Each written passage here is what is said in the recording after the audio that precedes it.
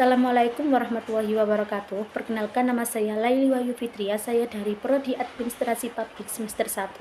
Di sini saya akan membahas sedikit tentang sistem pemilu yang ada di Indonesia. Selanjutnya kita simak video selanjutnya. Simak. Pemilu di Indonesia.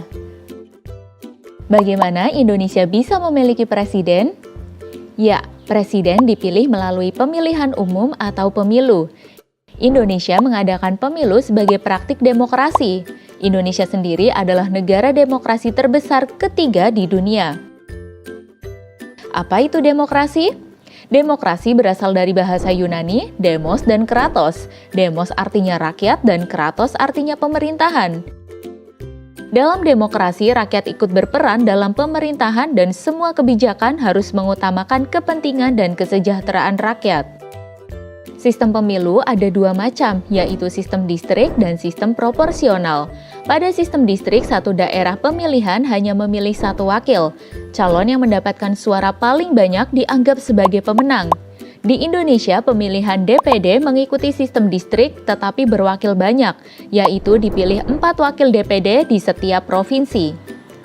Pada sistem proporsional, tiap partai politik mendapatkan kursi sesuai dengan jumlah suara yang didapat. Sistem proporsional inilah yang dipakai dalam pemilihan DPR dan DPRD.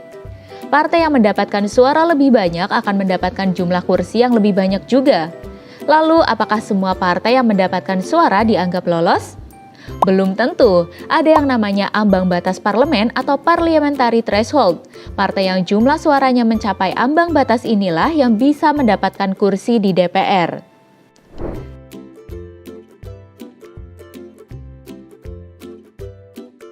Saat ini, penyelenggara pemilu adalah Komisi Pemilihan Umum atau KPU yang bersifat independen.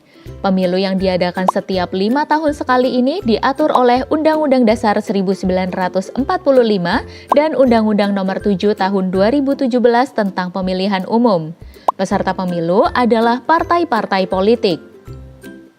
Penyelenggaraan pemilu di Indonesia berdasarkan pada asas Luber-Jurdil yang merupakan singkatan dari langsung, umum, bebas, rahasia, jujur, dan adil. Langsung artinya pemilih memberikan suaranya secara langsung dan tidak boleh diwakilkan. Umum artinya setiap warga negara yang berusia minimal 17 tahun berhak untuk memilih. Bebas artinya pemilih bebas memberikan suaranya tanpa adanya paksaan dan tekanan dari pihak manapun. Rahasia artinya suara yang diberikan hanya diketahui oleh si pemilih itu sendiri. Jujur artinya semua penyelenggara, peserta, dan pemilih dalam pemilu harus bersikap jujur sesuai aturan. Dan adil artinya setiap peserta dan pemilih harus diperlakukan sama dan bebas dari kecurangan. Yang pertama, apa sih yang dimaksud dengan pengertian pemilu? Pemilu itu ialah pemilihan umum di mana sarana bagi rakyat untuk memilih wakil-wakilnya dan lembaga perwakilan. Dan pemilu juga merupakan bentuk kedaulatan rakyat yang langsung, dan melalui pemilu, rakyat berpartisipasi dalam menentukan arah kebijakan negara. Jadi pemilu itu ialah proses di mana rakyat secara langsung memilih wakil-wakilnya untuk duduk di lembaga perwakilan seperti DPR, DPD, dan DPRD. Suara rakyat itu didengar dan dijadikan dasar dalam pembuatan kebijakan negara. Yang kedua ada tujuan pemilu. Yang pertama ada merefleksikan kehendak rakyat. Yang kedua membentuk pemerintahan yang representatif. Yang ketiga menjamin adanya pergantian kekuasaan secara damai. Dan keempat menentukan partisipasi masyarakat dalam kehidupan bernegara.